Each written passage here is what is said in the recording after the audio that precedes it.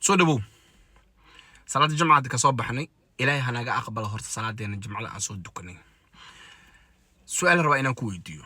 su'aashaas ah ma ka mid tahay dadka qaba fikrada ah in lacagta ugu yar lagu shaqeyn doono Jarmalka saacadii ay noqoto 15 euro sanadka 2026 wixii ka dambeeya haddii fikradaas ay ka dhaadhacsaneed waxaan ku leeyahay saaxib fikradaas iska ilowda ama ha is wada raacin oo 50-50 noqo haddii la helo falillahi alkhair la waay falillahi alkhair sababta maxay tahay marka waa tii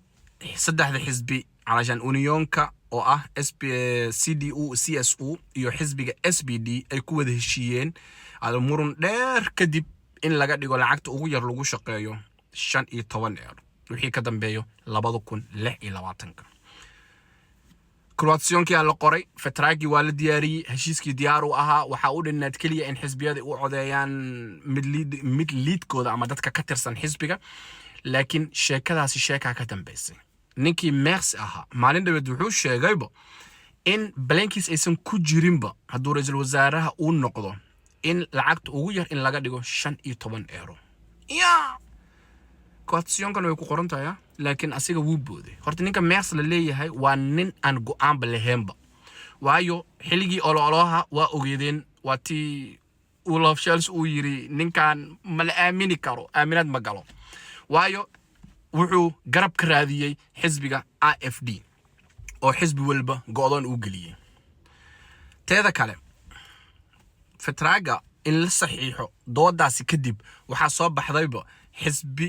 xisbiga SPD junior kooda waxay leeyihiin kuwa junior ah dhalinyartii waxay sheegeenba in Croatiankan aan loo codeyn dooninba ama ay diideenba ay dhaheen waxa Croatianka ku qoran badanaaba wuxuu ka soo horjeedaa qaxootiga oo waxa ka mid ah tii arintii in lagu celiyo xuduuda qofka meengeliya doonka in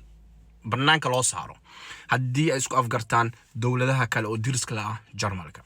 arintaasi iyo arimo badan ay dood ka keeneen adi 15ka Dienstagiyad maandhood aan soo dhaafnay 15ka bishan ayay bilaabeen inay u codeeyaan laakiin waxa leeyahay wax ka soo baxayo ayaaba ahba in juniorka ay diidaan ilaan xisbiga dadka ka tirsan badankooda waxa la dhahay waa dadka dhalinyarada waa jusus ayaa loo soo gaabiyaa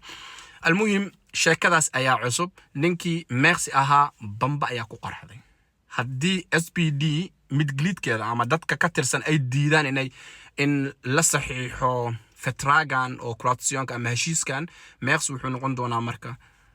in xisbi kale uu raadiyo waati gurunkan uu ka soo orday okay AFD ma rabo marka waxay qasbaysaa in dawlad miniyeriga in la sameeyo qeyr badan idin rajeena assalamu alaykum